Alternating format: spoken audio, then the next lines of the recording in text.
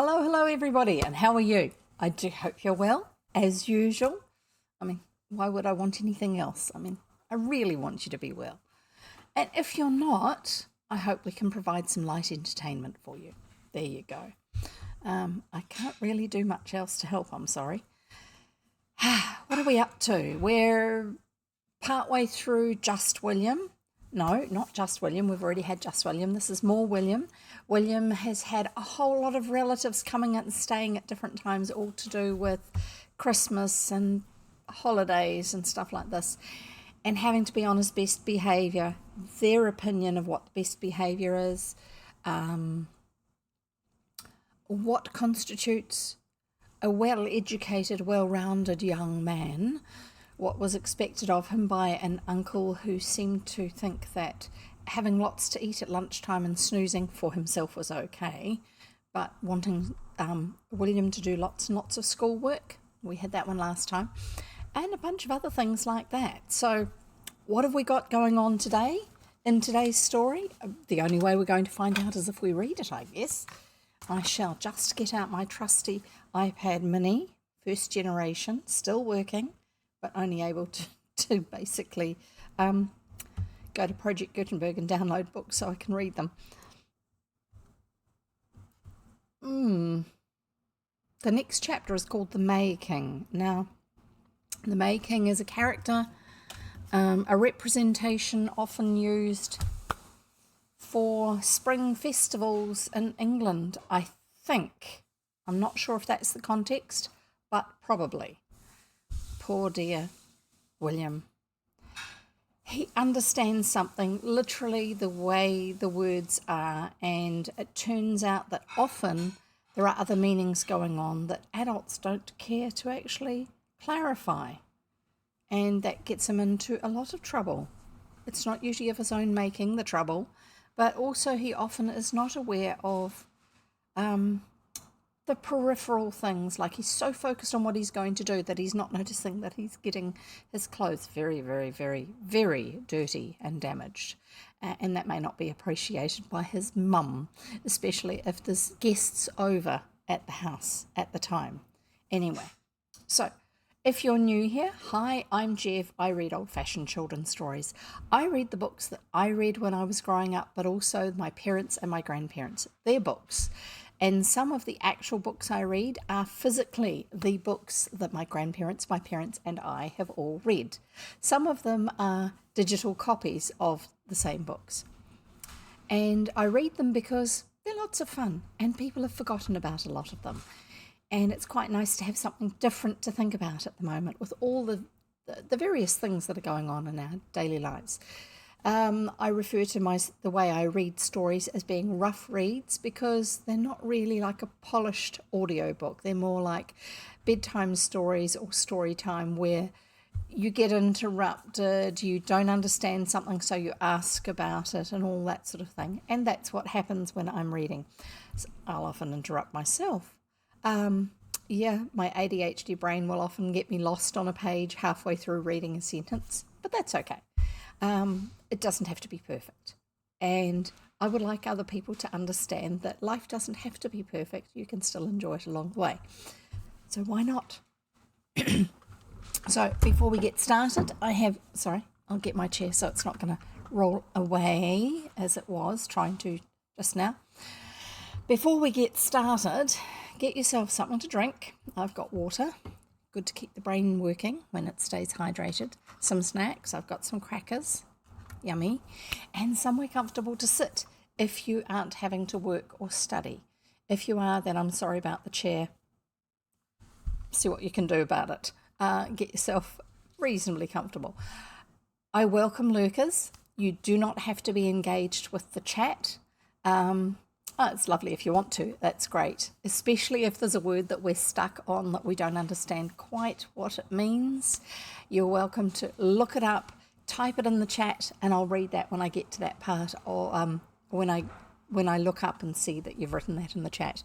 But other than that, you're welcome to lurk, which means sitting and listening, because that's what you do when you're listening to stories, isn't it?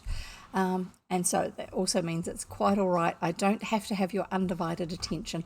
If you are studying, if you're doing housework, if you're doing some other work, if you're driving even, I'm quite happy with you just listening. It's about enjoying the words, the pictures that are being drawn in your head. So we'll get started. Hi, I'm Jev. I'm reading More William by Richmal Crompton, and this is chapter 8, called The May King. William was frankly bored. School always bored him. He disliked facts, and he disliked being tied down to detail. Whoopsie, sorry, just banging my microphone, nearly tipping it over, and probably making a lot of noise in your ears. He disliked being tied down to detail, and he disliked answering questions. As a politician, a great future would have lain before him. Not liking to be pinned down. William attended a mixed school because his parents hoped that feminine influence might have a mellowing effect upon his character. Mixed schools. Where I grew up, schools were mixed. Just because it's a reasonably small rural area, you don't really have the population that makes it worth separating it out to boys and girls schools. In the day and age of the story being written, it was very common to actually have, once children got to a certain age, to actually separate them off, so boys went to one school and girls went to another, so they weren't distracting each other. Ooh. So I don't know that it had the effect that his parents were hoping for, but we'll find out. They may reference this further in the chapter. His parents hoped that feminine influence might have a mellowing effect upon his character. As yet, the mellowing was not apparent. He was roused from his daydreams by a change in the voice of Miss Dewhurst, his form mistress. It was evident that she was not talking about the exports of England, a subject in which William took little interest, any longer. "Children," she said brightly, "I want to have a little May Queen for the 1st of May. The rest of you must be her courtiers. I want you all to vote tomorrow. Put down on a piece of paper the name of the little girl you think would make the sweetest little queen, and the rest of you shall be her swains and maidens." "We're going to have a May Queen," remarked William to his family at dinner, "and I'm going to be a swain." His interest died down considerably when he discovered the meaning of the word swain. "It isn't no sort of animal at all?" he asked indignantly. He was thinking swine, I think. It is kind of an easy word to mix it up with. "Well, I'm not going to be in it then," he said, when he heard it was not. The next morning, Evangeline Fish began to canvass for votes. Methodically, Evangeline Fish was very fair, and was dressed always in that shade of blue that shrieks aloud to the heavens and puts the skies to shame. She was considered the beauty of the form. "I'll give you 2 bull's-eyes if you'll vote for me," she said to William. "2?" said William with scorn. "6, she bargained. "All right," he said, "you can give me 6 bull's-eyes if you want. There's nothing to stop you giving me 6 bull's-eyes if you want, is there? Not that I know of." "But you'll have to promise to put down my name on the paper if I give you 6 bull's-eyes," she said suspiciously. I think she's had a bit of experience with William before. "All right," said William, "I can easy promise that." Whereupon she handed over the 6 bull's-eyes. Bull's-eyes are, I think bull's-eyes are like gobstoppers, but I'm not sure if they're big peppermint sweets about this big. Sorry, I'm trying to get my hand where you can see it. About this big, the circle there. About an inch across, 25 millimeters, maybe. Old 20-cent piece, modern $2 coin, New Zealand. I think, but I'm not sure. I don't think they're the peppermint sweets. They may be the coloured ones, but I think they're what we call gobstoppers, great big things.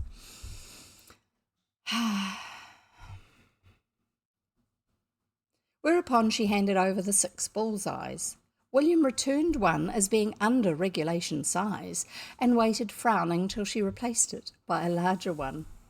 "Now you've promised," said Evangeline Fish. "They'll make you ill and die if you break your promise on them."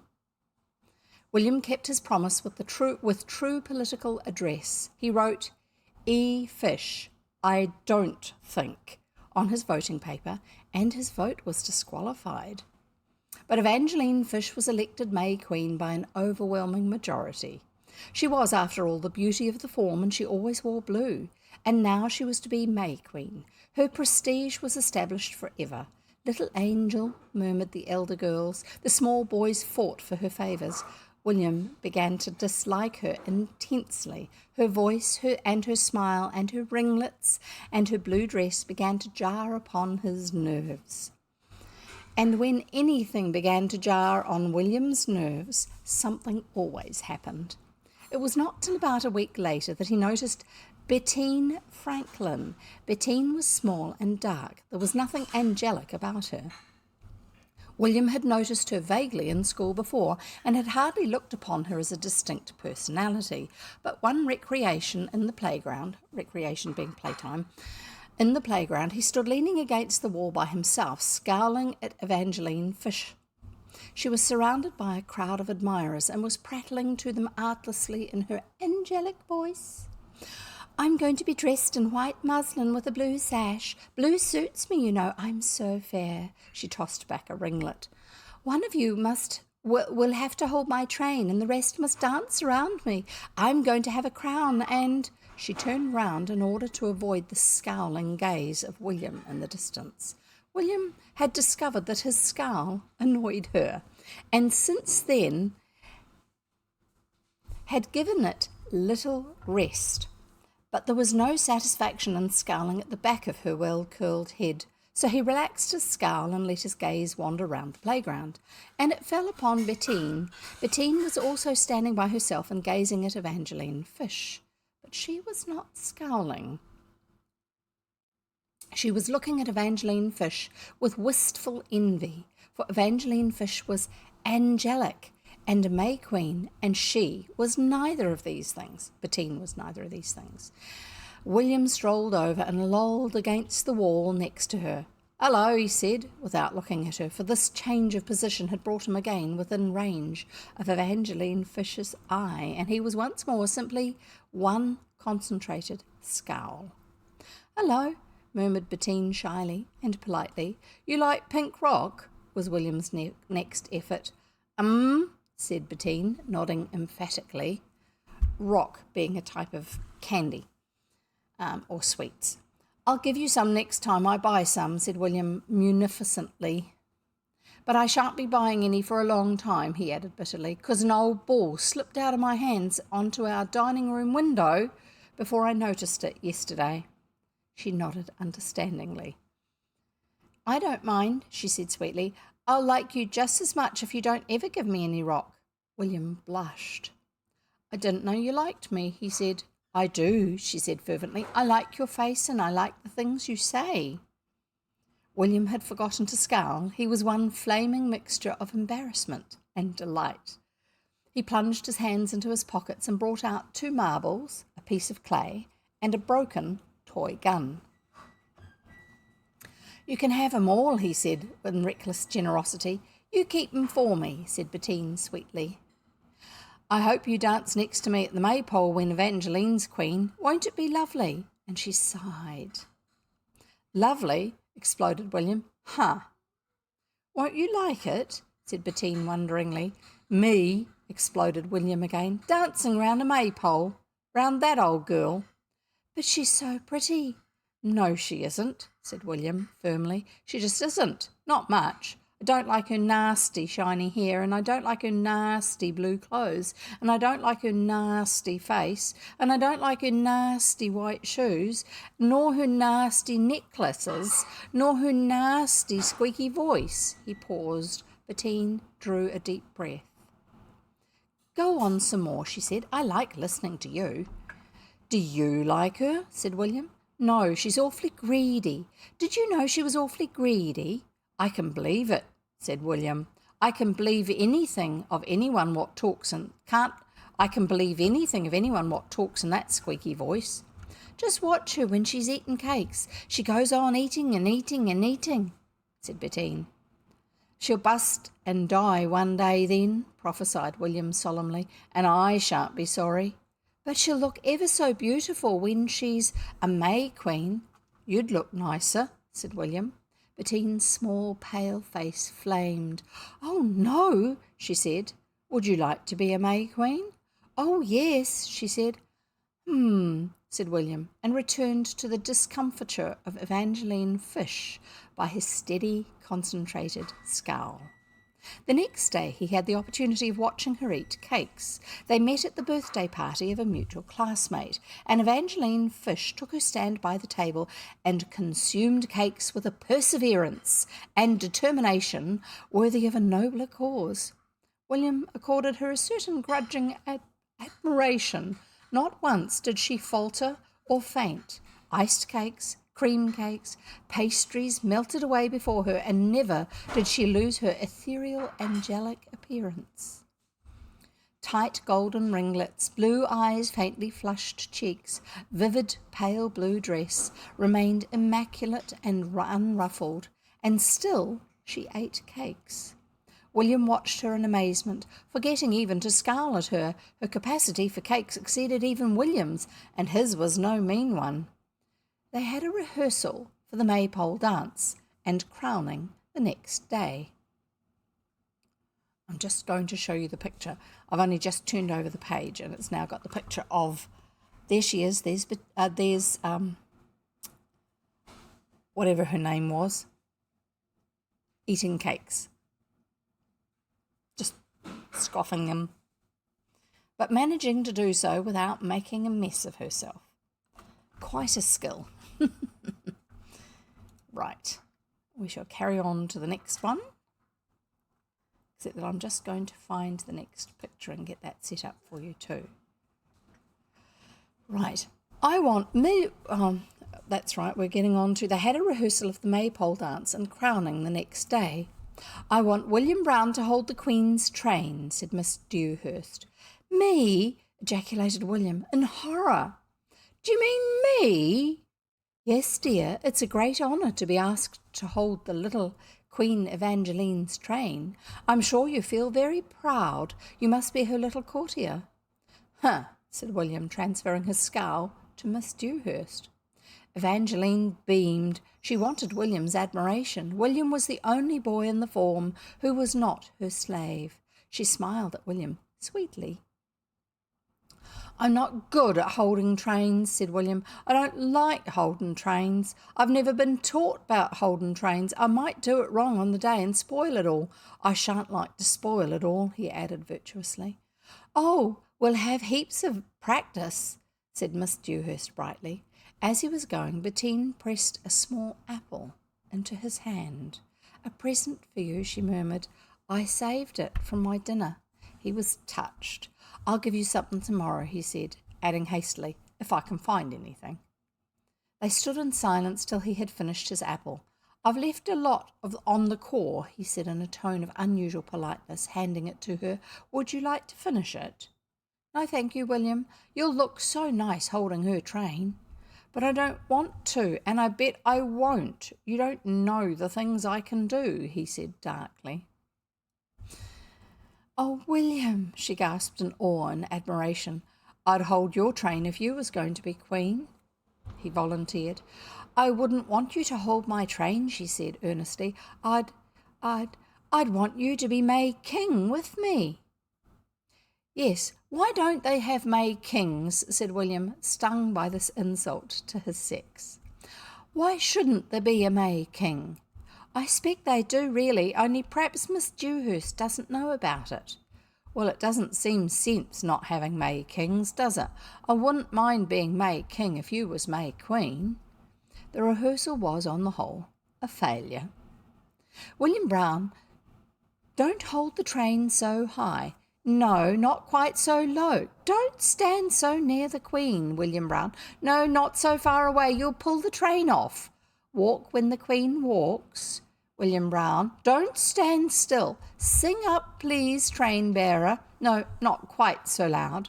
That's deafening and not melodious." In the end, he was degraded from the position of train-bearer to that of ordinary swain.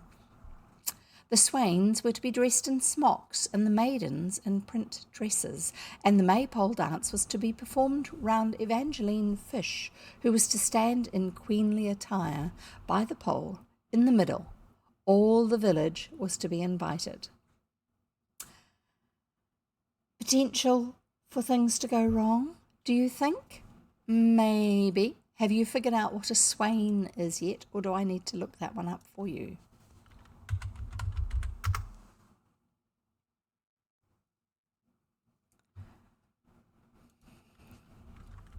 No, not from League of Legends. Not that sort of swain.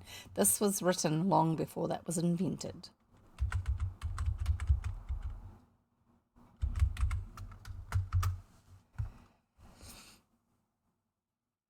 A country youth. Also a suitor. Not necessarily both the same thing. A peasant rustic. Specifically a shepherd. There you go. That's your new word for today. In the end, he was downgraded from the position of train-bearer to that of ordinary swain. The swains were to be dressed in smocks, shepherd's smocks, and the maidens in print dresses, and the maypole dance was to be performed round Evangeline Fish, who was to stand in queenly attire by the pole in the middle. All the village was to be invited. At the end of the rehearsal, William came upon Bettine, once more gazing wistfully at Evangeline Fish, who was coquetting with many tosses of the fair ringlets before a crowd of admirers. "Isn't it lovely for her to be May Queen?" said Bettine. "She's a rotten one," said William. "I'm jolly glad I've not to hold up her rotten old train and listen to her nasty squeaking voice, singing close to, and I'll give you a present tomorrow." He did. He found a centipede in the garden and pressed it into her hand on the way to school. "They're jolly interesting," he said. "Put it in a matchbox and make holes for its breath, and it'll live ever so long. It won't bite you if you hold it the right way." And because she loved William, she took it without even a shudder. Evangeline Fish began to pursue William. She grudged him bitterly to Bettine. She pirouetted near him in her sky-blue garments. She tossed her ringlets about him. She ogled him with her pale blue eyes. And in the long school hours during which he dreamed at his desk or played games with his friends, while highly paid instructors poured forth their wisdom for his benefit, William evolved a plan. Unfortunately, like most plans, it required capital. And William had no capital. That means money. Occasionally, William's elder brother Robert would supply a few shillings without inconvenient questions, but it happened that Robert was ignoring William's existence at that time, for Robert had, not for the first time, discovered his ideal, and the ideal had been asked to lunch the previous week. This is a girl. The perfect girl for Robert. He gets his daydreams in his head become a reality when he sees somebody and he decides that they perfectly meet what he thinks is the perfect woman for him. And it causes him a lot of problems in some ways. For Robert had not for the first time discovered his ideal, and the ideal had been asked to lunch the previous week. For days before, Robert had made William's life miserable. He had objected to William's unbrushed hair, and unmanicured hands, and untidy person, and noisy habits. He had bitterly demanded what she would think on being asked to a house where she might meet such an individual as William. He had insisted that William should be taught habits of cleanliness and silence before she came. He had hinted darkly that a man who had William for a brother was hampered considerably in his love affairs because she would think it a queer kind of family where anyone like William was allowed to grow up. He had reserved some of his fervour for the cook. She must have a proper lunch, not stews and stuff they often had. There must be 3 vegetables and there must be cheese straws. Cook must learn to make better cheese straws, and William, having swallowed insults for 3 whole days, had planned vengeance. It was a vengeance which only William could have planned or carried out. For only William could have seized a moment just before lunch, when the meal was dished up and cook happened to be out of the kitchen, to carry the principal dishes down to the coal cellar and conceal them beneath the best nuts, the best lumps of coal. It is well to draw a veil over the next half hour. Both William and the meal had vanished. Robert tore his hair and appealed vainly to the heavens. He hinted darkly at suicide. For what is cold tongue and coffee to offer to an ideal? The meal was discovered during the afternoon in its resting place and given to William's mongrel Jumble, who crept about during the next few days in agonies of indigestion.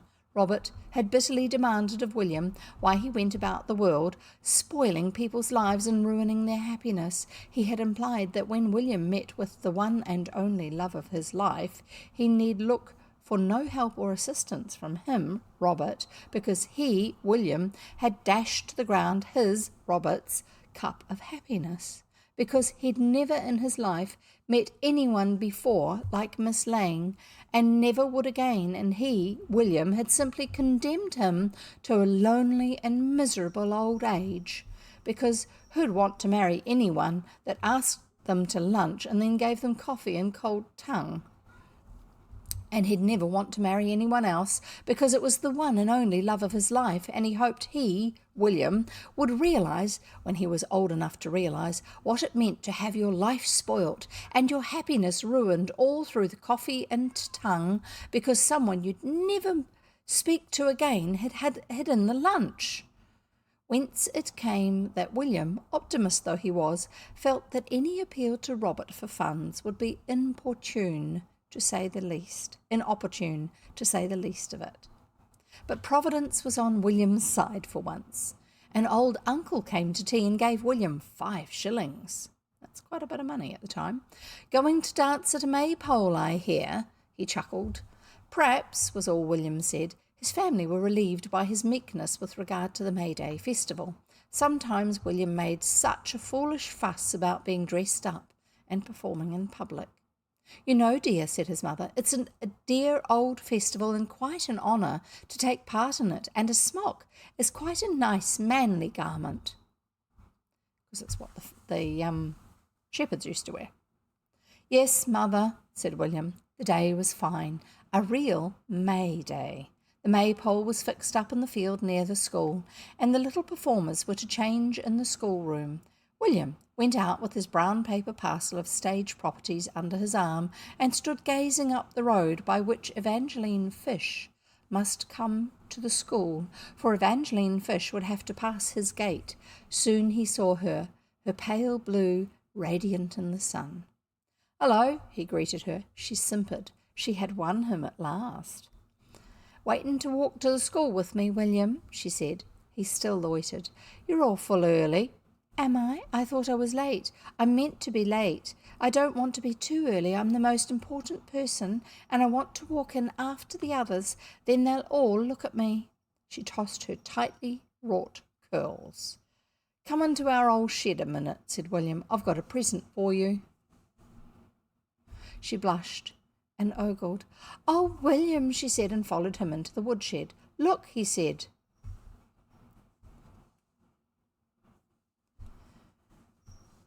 Picture.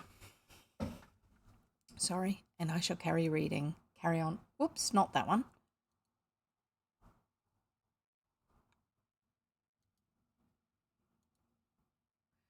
I don't have it here.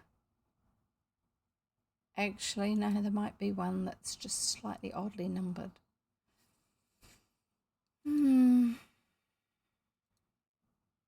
There, that one. Sorry, getting there. They were numbered out of order. His uncle's 5 shillings had been well expended. Rows of cakes lay round the shed, pastries and sugar cakes and iced cakes and currant cakes.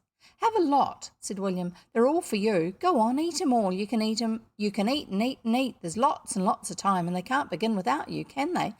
"Oh, "William," she said. See, all the cakes all laid out for her. All these cakes. She looks absolutely ecstatic about the cakes.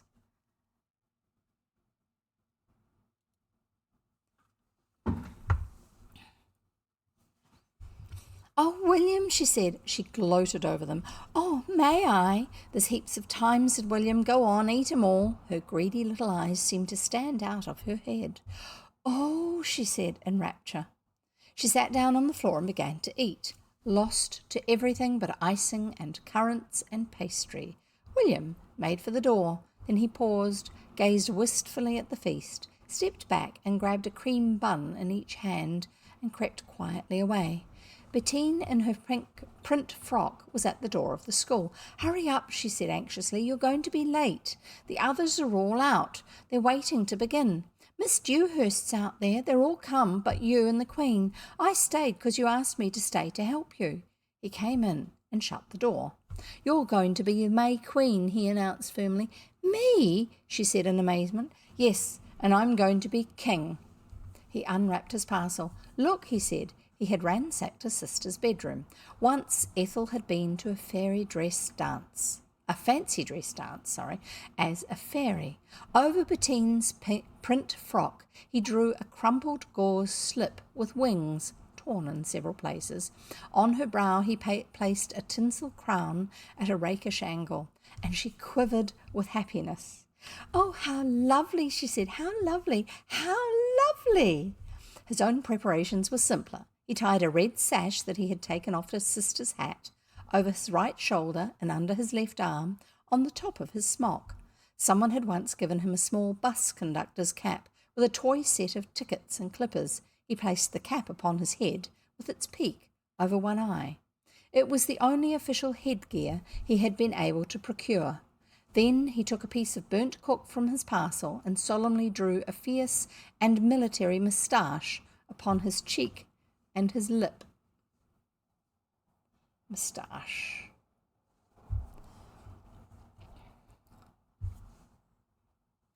To William, no kind of theatricals were complete without a corked moustache. What you do is you burn the end of the cork and then smudge the soot that's on the end of the cork on your skin, and it leaves a black mark there, which I think is meant to be able to wash off, but I'm not sure how well. Sorry, my nose is itchy. Then he took Bettine by the hand and led her out to the maypole. The dancers were all waiting, holding the ribbons. The audience was assembled, and a murmur of conversation was rising from it. It ceased abruptly as William and Bettine appeared. William's father, mother, and sister were in the front row. Robert was not there. Robert had declined to come to anything in which that little wretch was to perform. He'd jolly well had enough of that little wretch to last his lifetime. Thank you very much. Oh, and yes, we do have another picture. Let's see, is it this one?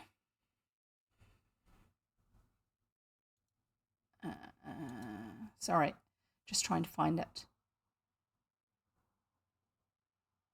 It's the other one.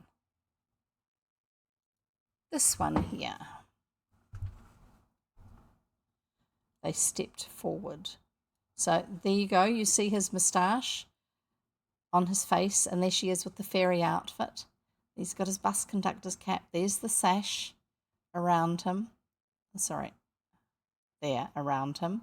She's got the crown on her head, and there's some of the crowd, in which includes his parents and probably his sister. Right, I shall carry on. William and Bettine stepped solemnly hand in hand upon the little platform which had been provided for the May Queen. Miss Dewhurst, who was chatting amicably to the parents till the last of her small performers should appear, seemed suddenly turned to stone. Sorry, now I've got an itchy eye. Seemed suddenly turned to stone, with mouth gaping and eyes wide. The old fiddler, who was rather short-sighted, struck up the strains and the dancers began to dance. The audience relaxed, leaning back in their chairs to enjoy the scene. Miss Dewhurst was still frozen. There were murmured comments. How curious to have that boy there. A sort of attendant, I suppose. Yes, perhaps he's something allegorical. A sort of pageant. Good luck or something. It's not quite the sort of thing I expected, I must admit. What do you think of the Queen's dress? I always thought Miss Dewhurst had better taste. Rather tawdry, I call it. I think the moustache is a mistake. It gives quite a common look to the whole thing. I wonder who he's meant to be. Pan, do you think? Said uncertainly. Oh, no, no, nothing so pagan, I hope, said an elderly matron, horrified. He's that Brown boy, you know. There always seems to be something queer about anything he's in. I've noticed it often, but I hope he's meant to be something more Christian than Pan, though one never knows in these days, she added darkly.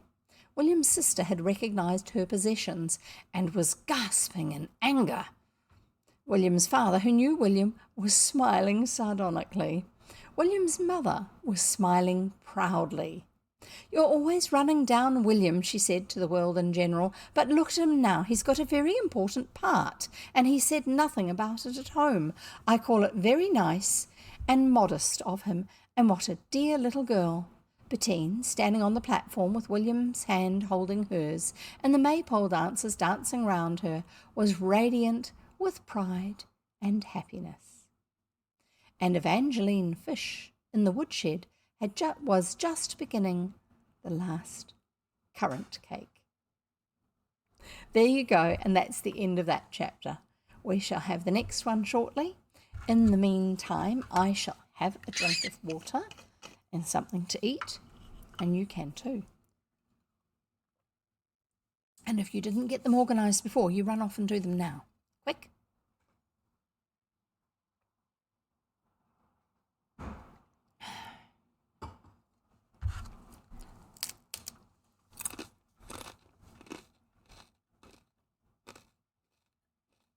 And it'll give me time to organise the next picture too.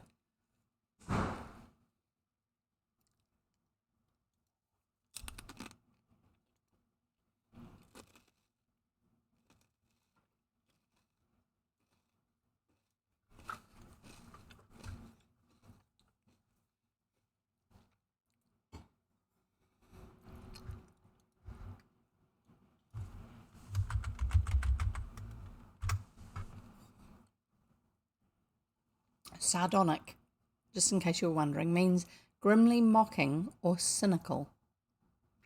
Yes, William's father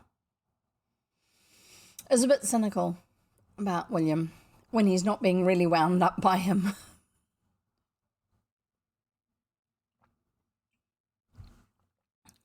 And then we shall carry on reading after I've checked that that is muted. Yep, it is. Usually I can hear it if there's another set of headphones or speakers or something murmuring away near me, but sometimes I forget to check. Doesn't matter.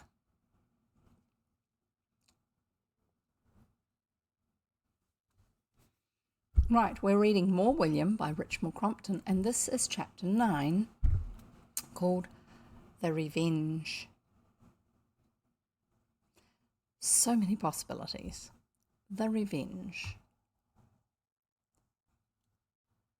What do you think? Have you thought about what that might mean?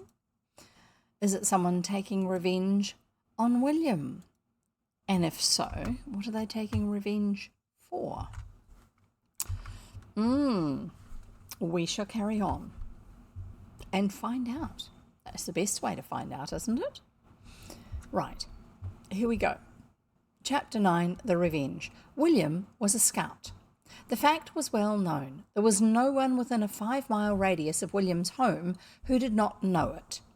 Sensitive old ladies had fled shuddering from their front windows when William marched down the street singing, the word is a euphemism, his scout songs in his strong young voice.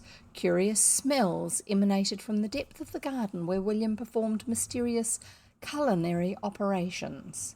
One old lady whose cat had disappeared looked at William with dour suspicion in her eye whenever he passed. Even the return of her cat a few weeks later did not remove the hostility from her gaze, whenever it happened to rest upon William. So William hadn't got rid of her cat, but she still had frowned upon him. William's family had welcomed the suggestion of William's becoming a scout. "It will keep him out of mischief," they said. They were notoriously optimistic where William was concerned. William's elder brother only was doubtful. "You know what William is," he said, and in that dark saying much was contained.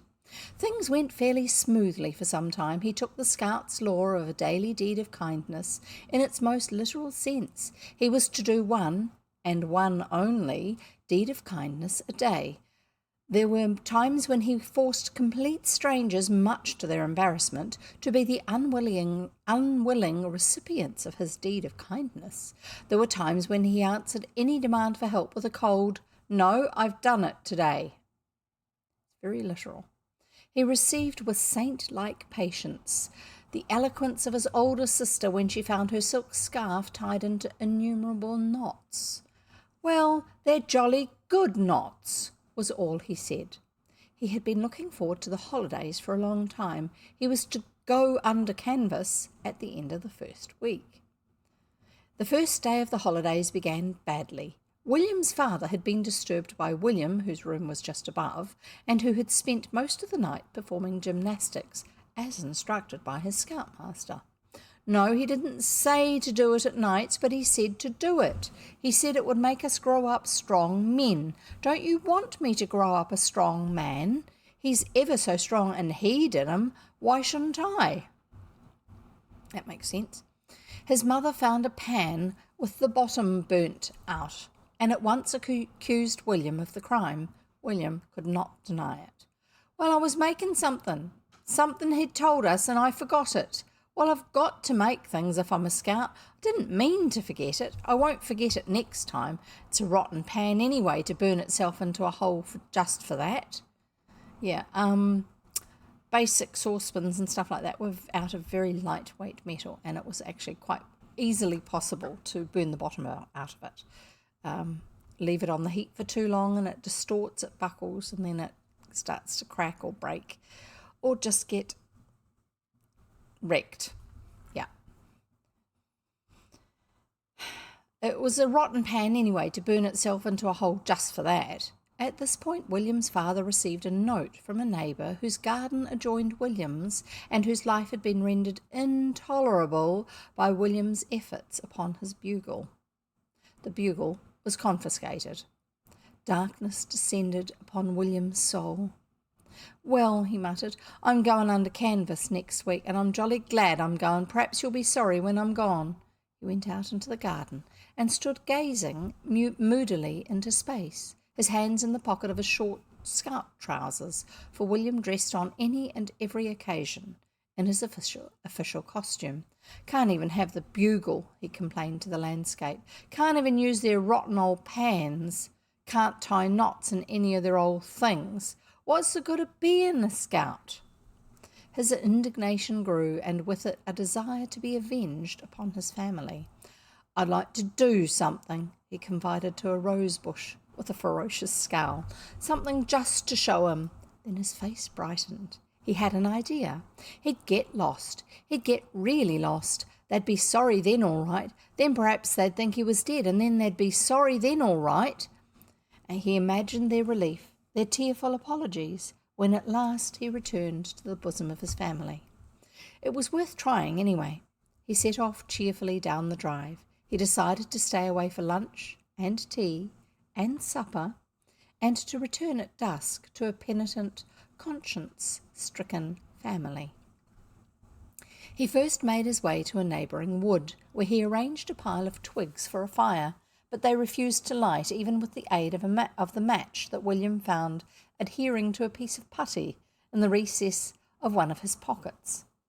Slightly dispirited, he turned his attention to his handkerchief and tied knots in it till it gave way under the strain. William's handkerchiefs, being regularly used to perform the functions of blotting paper, among other duties not generally entrusted to handkerchiefs, were always in the last stages of decrepitude. I would guess that Mother doesn't give him the best new ones. He felt rather bored and began to wonder whether it was lunchtime or not. He then scouted the wood, and by his wood lore traced 3 distinct savage tribes' passage through the wood and found the tracks of several elephants. He engaged in deadly warfare with about a half-dozen lions, then tired of the sport. It must be about lunchtime. He could imagine Ethel, his sister, hunting for him wildly, high and low, with growing pangs of remorse. She'd wish she'd made less fuss over that old scarf. His mother would recall the scene over the pan, and her heart would fail her. His father would think with shame of his conduct in the matter of the bugle. Poor William, how cruel we were, how different we shall be if only he comes home. He could almost hear the words. Perhaps his mother was weeping now. His father, wild-eyed and white-lipped, was pacing in his study, waiting for news, eager to atone for his unkindness to his missing son. Perhaps he had the bugle on the table ready to give back to him. Perhaps he'd even bought him a new one. He imagined the scene of his return. He would be nobly forgiving. He would accept the gift of the new bugle without a word of reproach. His heart thrilled at the joy of it. He was getting jolly hungry. It must be after lunchtime, but it would spoil it all to go home too early. Here he caught sight of a minute figure regarding him with a steady gaze and holding a paper bag in one hand. William stared down at him. "What you dressed up like that for?" said the apparition, with a touch of scorn in his voice. William looked down at his sacred uniform and scowled. "I'm a scout," he said loftily. "Cout?" repeated the apparition with an air of polite boredom. "What's your name?" "William." "Mine's Thomas. Will you catch me a wops? Look at my wopses." He opened the bag slightly, and William caught sight of a crowd of wasps buzzing about inside the bag. "Want more?" demanded the infant. "What lots more? Look, snails." He brought out a handful of snails from a miniature pocket and put them on the ground. "Watch 'em put their horns out. Watch 'em walk. Look, they're walking. They're walking." His voice was a scream of ecstasy. He took them up and returned them to their pocket. From another he drew out a wriggling mass. "Woodlice," he explained casually. "Got worms in another pocket." He returned the woodlice to his pocket, except one, which he held between a finger and thumb, laid thoughtfully against his lip. "Want wopses now? You get 'em for me." William roused himself from his bewilderment. How do you catch 'em?" he said. "Wings," replied Thomas. "Get hold of their wings and they don't sting. Sometimes they do, though," he added casually. "Then your hands go big." A wasp settled near him, and very neatly the young naturalist picked him up and put him in his paper prison. "Now you get one," he ordered William. William determined not to be outshone by this minute but dauntless stranger. As a wasp obligingly settled on a flower near him, he put out his hand, only to withdraw it with a yell of pain and apply it to his mouth. "Oh," he said. "Crumbs." Thomas emitted a peal of laughter. "You stung?" he said. "Did it sting you? Funny." William's expression of rage and pain was exquisite to him. "Come on, boy," he ordered at last. "Let's go somewhere else." William's bewildered dignity made a last stand. "You can go." Oh, no, sorry, it was the other boy.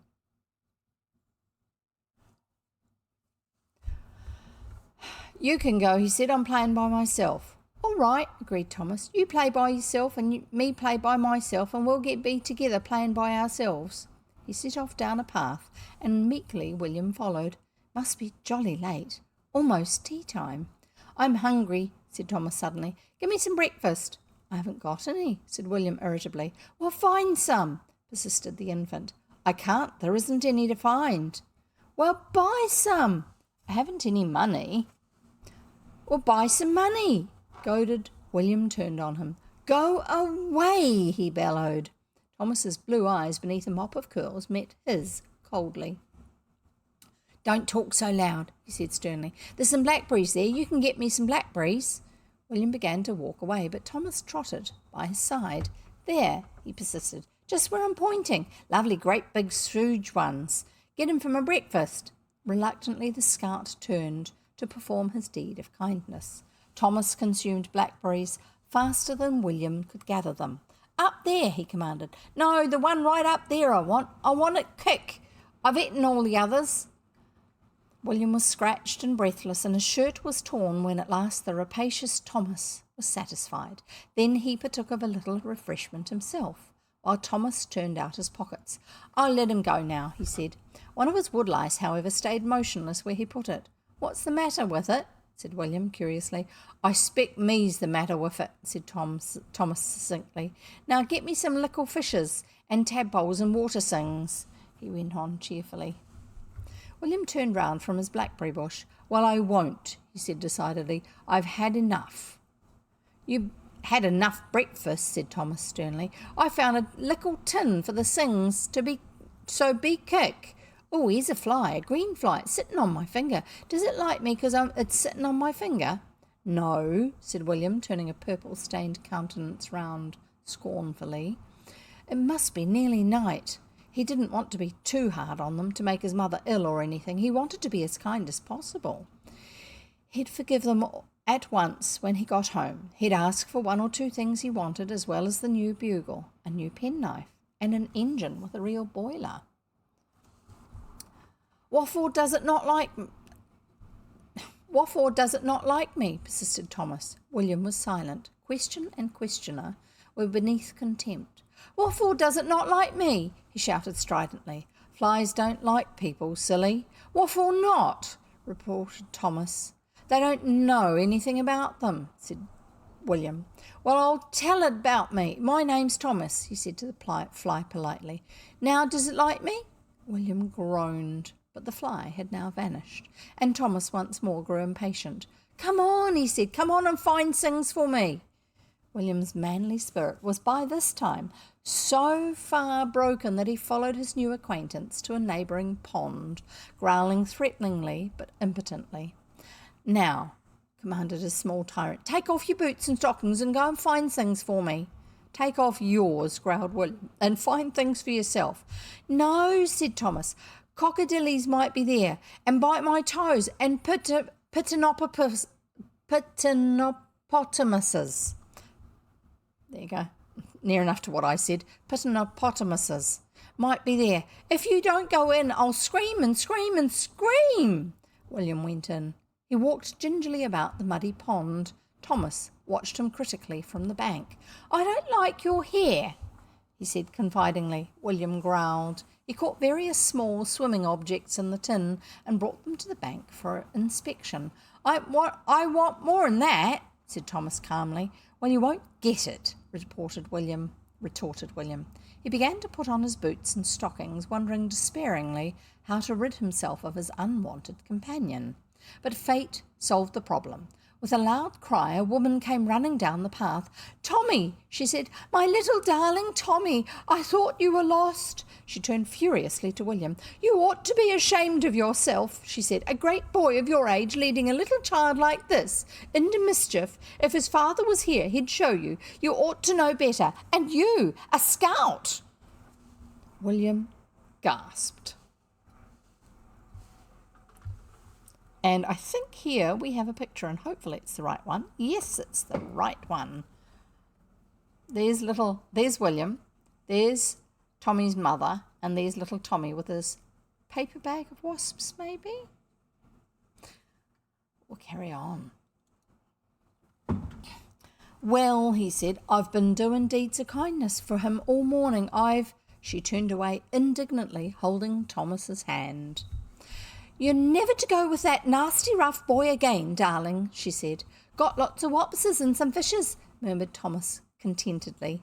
They disappeared down the path. With a feeling of depression and disillusionment, William turned to go home. Then his spirits rose. After all, he'd got rid of Thomas, and he was going home to a contrite family. It must be about supper time. It would be getting dark soon, but it still stayed light a long time now. It wouldn't matter if he just got in for supper. It would have given them time to think things over. He could see his father speaking unsteadily and holding out his hand. My boy, let bygones be bygones. If there's anything you want... This is what William's imagining. His father had never said anything of this sort to him yet, but By a violent stretch of imagination, he could just conceive it. His mother, of course, would cry over him, and so would Ethel. "Dear William, do forgive us. We have been so miserable since you went away. We will never treat you so again." This was again unlike the Ethel he knew, but sorrow has a refining effect on all characters. He entered the gate self-consciously. Ethel was at the front door. She looked at his torn shirt and mud-caked knees. "You'd better hurry if you're going to be ready for lunch," she said coldly. "Lunch?" faltered William. "What time is it?" 10 to 1. Father's in, so I warn you," she added unpleasantly. He entered the house in a dazed fashion. His mother was in the hall. "William," she said impatiently, "another shirt torn. You really are careless. You'll have to stop being a scout if that's the way you treat your clothes. And look at your knees." Pale and speechless, he went toward the stairs. His father was coming out of the library smoking a pipe. He looked at his son grimly. "If you aren't downstairs cleaned by the time the lunch bell goes, my son, you won't see that bugle of yours this side of Christmas." William swallowed. "Yes, father," he said meekly. He went slowly upstairs to the bathroom. Life was a rotten show. And that's the end of that chapter. So I'm going to have another drink. I'm just going to hop out of my seat because I need to move a little bit. It's probably a good idea if you do too. I'm just going to put on the Be Right Back screen, and then I'll come back in a minute or two, just run up and down the stairs, get the circulation going, and then we'll read the next chapter, which is probably the last one for today. It's chapter 10, and it's called The Helper. Potential for something to go wrong, I'm sure. So I'll be back with you very shortly, okay? Just a couple of minutes.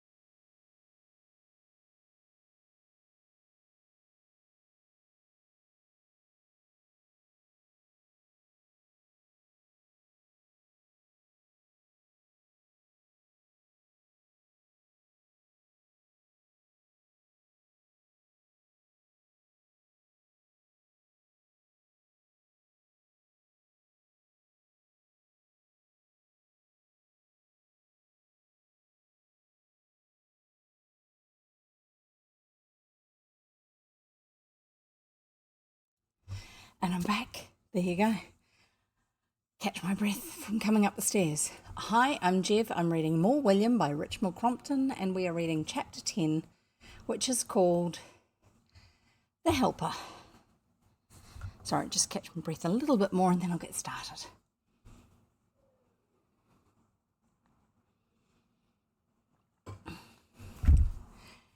The excitement began at breakfast. William descended slightly late, and after receiving his parents' reproaches with an air of weary boredom, ate his porridge listlessly, without a lot of enthusiasm. That's what that means. I wonder if that means that list is with enthusiasm. You can look that word up, find out what the background of listlessly is. There you go. It's your project for today. He had come to the conclusion that morning that there was a certain monotonous sameness about life. One got up and had one's breakfast and went to school and had one's dinner and went to school and had one's tea and played and had one's supper and went to bed. Even the fact that today was a half-term holiday did not dispel his depression. One day's holiday. What good was one day? We all have experienced such feelings. Half abstractedly, he began to listen to his elders' conversation. They promised to be here by 9, his mother was saying. I do hope they won't be late. Well, it's not much good their coming if the other house isn't ready, is it? Said William's grown-up sister Ethel. I don't believe they've even finished painting. I'm so sorry it's William's half-term holiday, sighed Mrs. Brown. He'll be frightfully in the way. William's outlook on life brightened considerably. They're coming removing this morning, he inquired cheerfully. Yes, do try not to hinder them, William. Me, he said indignantly. I'm going to help. If William's going to help, remarked his father, thank heaven I shan't be here. Your assistance, William, always seems to be even more devastating in its results than your opposition. William smiled politely. Sarcasm was always wasted on William. Well, he said, rising from the table, I'd better go and be getting ready to help. 10 minutes later, Mrs. Brown came out of the kitchen from her interview with the cook, found to her amazement that the steps of the front door were covered with small ornaments. As she stood staring, William appeared from the drawing-room, staggering under the weight of a priceless little statuette that had been the property of Mr. Brown's great-grandfather. William, she gasped. I'm getting all the little things ready for him just to carry straight down. If I put everything on the steps, they don't need to come into the house at all. You said you didn't want 'em tramping in dirty boots. It took a quarter of an hour to replace all the things. Over the fragments of a blue Delft bowl, Mrs. Brown sighed deeply. I wish you'd broken anything but this, William. Well, he excused himself, you said things do get broken removing. You said so yourself. I didn't break it on purpose. It just got broken removing. At this point, the removers arrived. There were 3 of them. One was very fat and jovial, and one was thin and harassed looking, and a third wore a sheepish smile and walked with a slightly unsteady gait. They made profuse apologies for their lateness. You'd better begin with the dining room, said Mrs. Brown. Will you pack the china first? William, get out of the way. She left them packing, assisted by William. William carried the things to them from the sideboard cupboards. What's your names? He asked as he stumbled over a glass bowl that he had inadvertently left on the hearthrug. His progress was further delayed when he conscientiously picked up the fragments. Things do get broken removing, he murmured. Mine is Mr. Blake, and his is Mr. Johnson, and his is Mr. Jones. Which is Mr. Jones, the one that walks funny? They shook with Herculean laughter, so much so that a china cream jug slipped from Mr. Blake's fingers and lay in innumerable pieces round his boot. He kicked it carelessly aside. Yes, he said, bending anew to his task. I'm what walks funny. Why is he walk funny? Persisted William. Has he hurt his legs? Yes, said Blake with a wink. You hurt him at the Blue Cow coming here." "I think he's drunk," in case you're wondering. Mr. Jones' sheepish smile broadened into a guffaw. "Well, you rest," said William sympathetically. "You'd lie down on the sofa and rest. I'll help, so's you don't need to do anything." Mr. Jones grew hilarious. "Come on," he said. "My eye, this young gent's all right, he is. You lie down and rest," he says. "Well, here goes." To the huge delight of his companions, he stretched himself at length upon the Chesterfield and closed his eyes. A Chesterfield is a particular style of sofa that was not uncommon in a certain era in England. It's usually leather with lots of buttons holding the padding, the surface, the cover in place, and that's straight, and then it comes up with rounded arms. Rounded arms at the ends, and the back and the arms are usually about the same height. That's all the Chesterfields I've seen look like that. Although it may be a generic term for it, I don't know. To the huge delight of his companions, he stretched himself at length upon the Chesterfield and closed his eyes. William surveyed him with pleasure. "That's right," he said. I'll show you my dog when your legs are better. I got a fine dog." "What sort of a dog?" said Mr. Blake, resting from his labours to ask the question. "He's no particular sort of dog," said William honestly, "but he's a jolly fine dog. You should see him do tricks." Hang on, we'll see if this is the right picture. No, that's not the right picture. That's the one where little what's-his-name was being found by his mother, and she was telling William off for disturbing him. There's Mr. Jones here lying on the Chesterfield. It's a slightly different style to what I've just described. There's something on the little coffee table here. Here's William thinking that's wonderful, and here's the other two chaps thinking it's hilarious. I wonder how much of Mrs. Brown's things are going to be broken. "Well, let's have a look at him. Fetch him out." William, highly delighted, complied, and Jumble showed off his best tricks to an appreciative audience of two. Mr. Jones had already succumbed to the drowsiness that had long been creeping over him and was lying dead to the world on the Chesterfield. Jumble begged for a biscuit. He walked perforce for William's hand, imprisoned his front ones. On his hind legs, he leapt over William's arm. He leapt into the very centre of an old Venetian glass that was on the floor by the packing case, and cut his foot slightly on a piece of it, but fortunately suffered no ill effects. William saw consternation on Mr. Johnson's face and hastened to gather the pieces and fling them lightly into the waste paper basket. "It's all right," he said soothingly. "She said things get broken removing."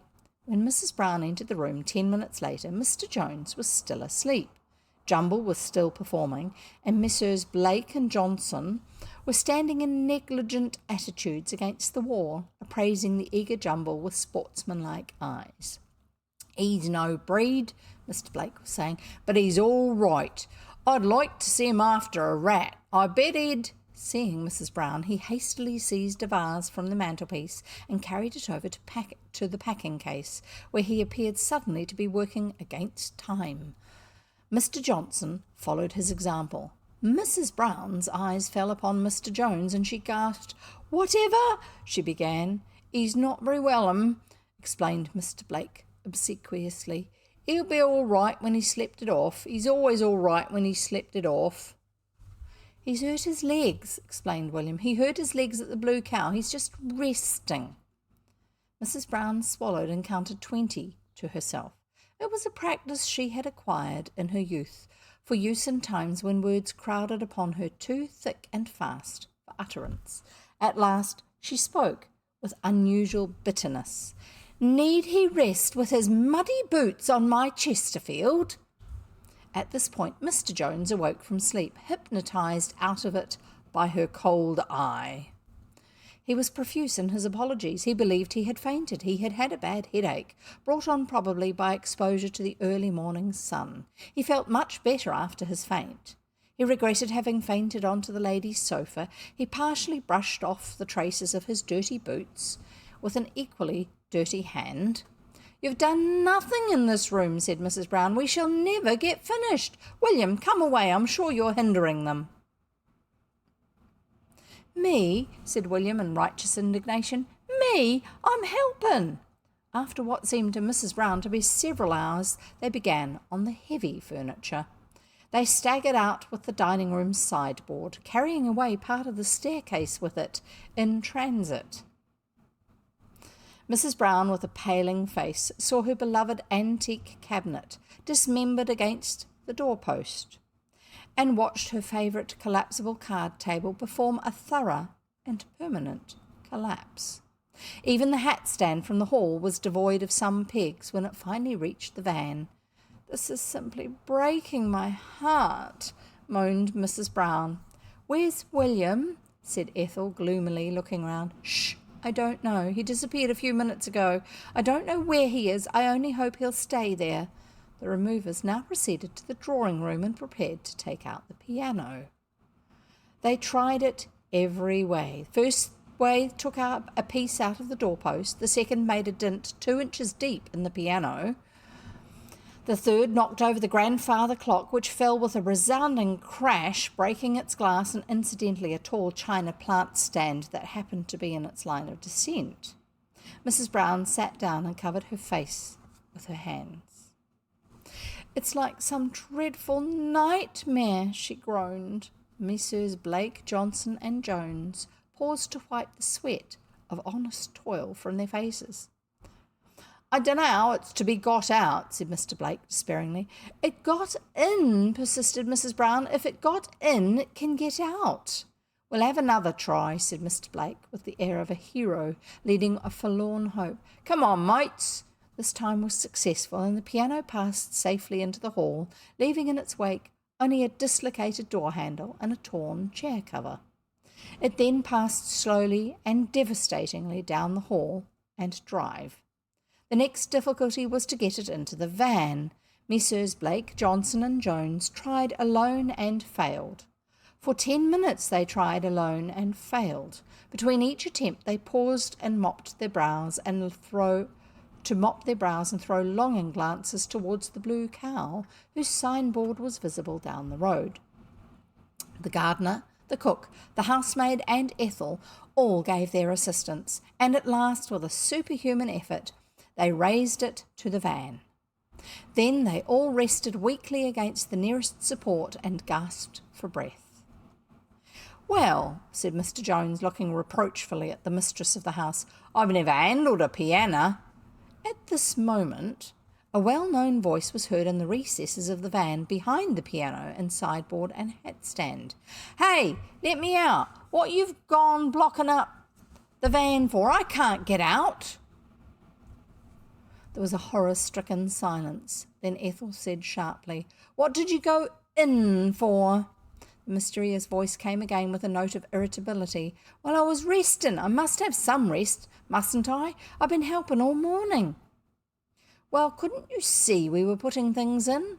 The unseen presence spoke again. "No, I can't. I wasn't looking." "You can't get out, William," said Mrs. Brown desperately. "We can't move everything again. You must just stop there till it's unpacked. We'll try to push your lunch in to you." There was determination in the voice that answered, "I want to get out. I'm going to get out."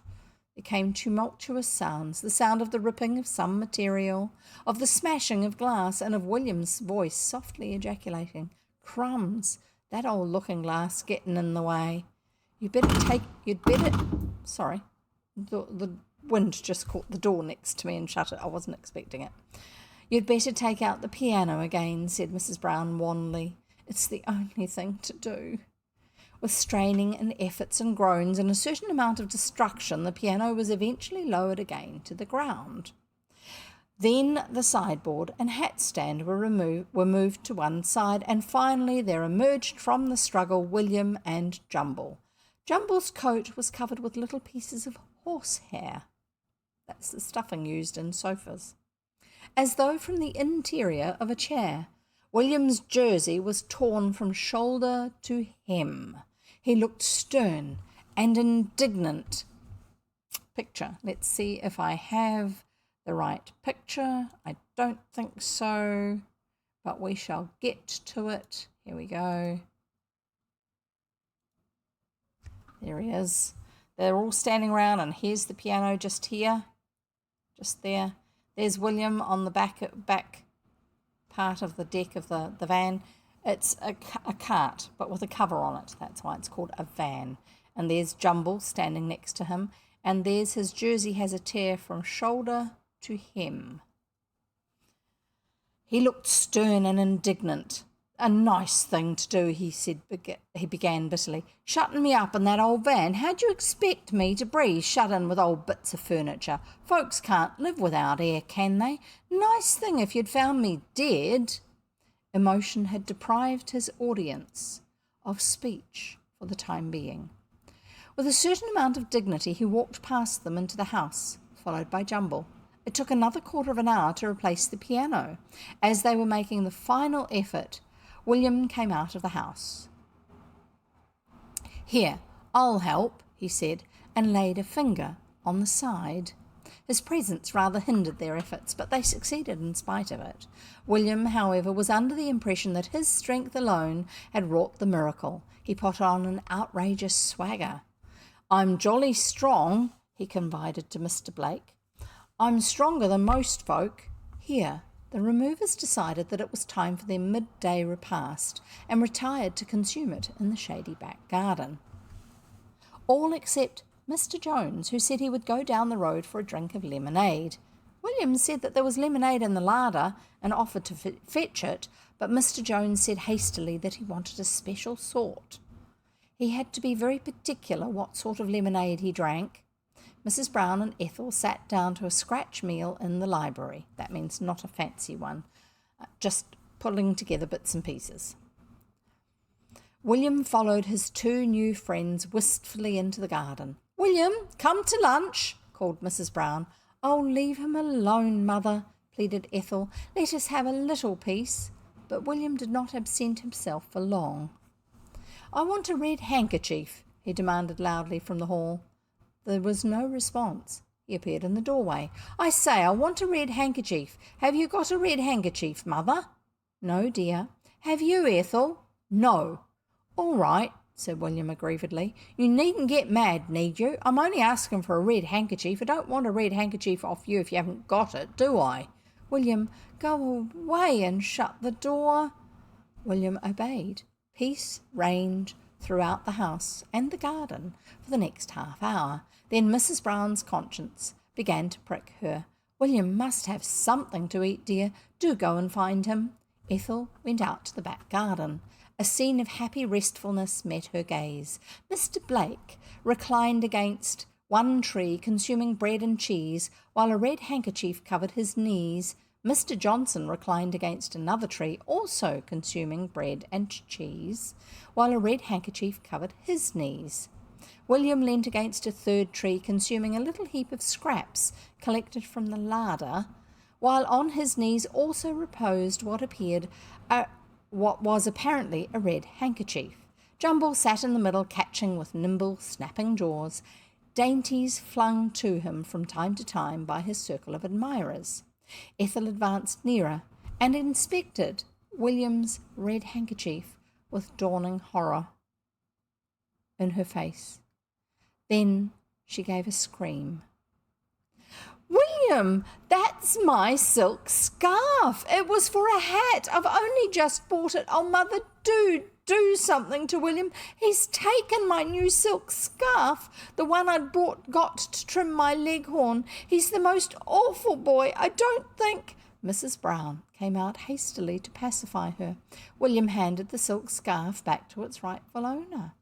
Well, I'm sorry. I thought it was a red handkerchief. It looked like a red handkerchief. Well, how should I know it wasn't a red handkerchief? I've given it her back. It's all right. Jumble's only bit one end of it, and that's only jam what dropped on it. Well, it'll wash, won't it? Well, I've said I'm sorry. Don't get much thanks, William continued bitterly. Me giving up my half holiday to help to helping you remove, and I don't get much thanks."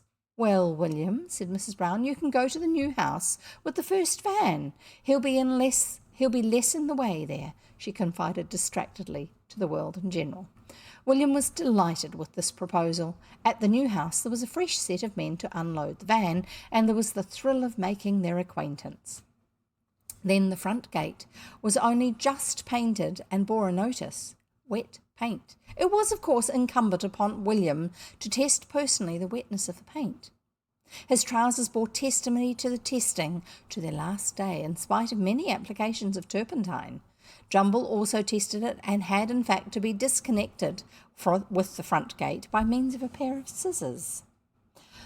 For many weeks the first thing that visitors to the Brown household saw was a little tuft of Jumble's hair adorning the front gate. William then proceeded to help to the utmost of his power. He stumbled up from the van to the house, staggering under the weight of a medicine cupboard and leaving a trail of broken bottles and little pools of medicine behind. Jumble sampled many of the latter and became somewhat thoughtful. Probably the ones that were the old-fashioned cough mixture, which have a little bit of alcohol in.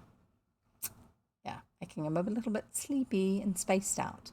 It was found that the door of a small bedroom at the top of the stairs was locked, and this fact, added to Mr. Jones' failure to return from his lemonade, rather impeded the progress of the unpackers. "Break it open," suggested one. "Better not." "Perhaps the key's inside," suggested another brightly. William had one of his bright ideas. "Tell you what I'll do," he said, eagerly and importantly. "I'll climb up onto the roof and get down the chimney and open it from the inside." They greeted the proposal with guffaws. They did not know William. It was growing dusk when Mrs. Brown and Ethel in the second van load appeared. "What is that on the gate?" said Ethel, stooping to examine the part of Jumble's coat that brightened up the dullness of the black paint. "It's that dog," she said. Then came a ghost-like cry, apparently from the heavens. "Mother!" Mrs. Brown raised a startled countenance to the skies. There seemed to be nothing in the skies that could have addressed her. Then she suddenly saw a small face peering down over the coping of the roof. It was a face that was very frightened under a superficial covering of soot. It was William's face. "I can't get down," it said hoarsely. Mrs. Brown's heart stood still. "Stay where you are, William," she said faintly. "Don't move." The entire staff of removers was summoned. A ladder was borrowed from a neighbouring garden and found to be too short. Another was fetched and fastened to it. William, at his dizzy height, was growing irritable. "I can't stay up here forever," he said severely. At last he was rescued by his friend Mr. Blake and brought down to safety. His account was confused. "I wanted to help. I wanted to open that door for him, so I climbed up by the scullery roof and the ivy and the drain pipe, and I tried to get down the chimney. I didn't know which one it was, but I tried them all, and they were all too little, and I tried to get down by the ivy again, but I couldn't, so I waited till you came and hollered out. I wasn't scared," he said, fixing them with a stern eye. "I wasn't scared a bit. I just wanted to get down, and this old black chimney stuff tastes beastly. No, I'm all right," he ended in answer to tender inquiries. "I'll go on helping." He was with difficulty persuaded to retire to bed at a slightly earlier hour than usual. "Well," he confessed, "I'm a bit tired with helping all day." Soon after he'd gone, Mr. Brown and Robert arrived. "And how have things gone today?" said Mr. Brown cheerfully. "Thank heavens William goes to school tomorrow," said Ethel devoutly. Upstairs in his room, William was studying himself in the glass. Torn jersey, paint-stained trousers, blackened face. "Well," he said, with a deep sigh of satisfaction, "I guess I've jolly well helped today." And that's the last page of the chapter. There you go.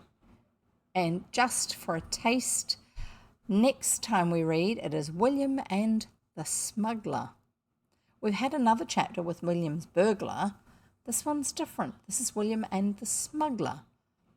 And we'll have to find out next time what happens. So, I hope you're finding it amusing. I'm so glad that he's not part of my family and it's totally fictitious. Yeah, that would be quite devastating to have that much damage done. But the movers did more damage than William did. How could they even be movers? Oh my goodness. Oh dear. Poor Mrs. Brown. Oh, all her lovely precious things. So many things broken or badly damaged. Oh well, they're moving into a new house. That's why the movers were there. I wonder why. Maybe William's dad, his pay has gone up, and so it's worked out well for him to actually buy a bigger house, move into a bigger house. We don't know. Who's going to be his next door neighbour? We used to have the next door neighbour was a friend of William's, didn't we? So he's probably got another next door neighbour who's going to figure in the stories. Maybe it's someone who doesn't get on quite as well with. We'll find out, maybe. We'll see. There's quite a few other books in the series, but I'm not going to read them all. But you can read some of them yourself. So, thank you for being here. Thank you for listening. And we'll see you again next time. Bye.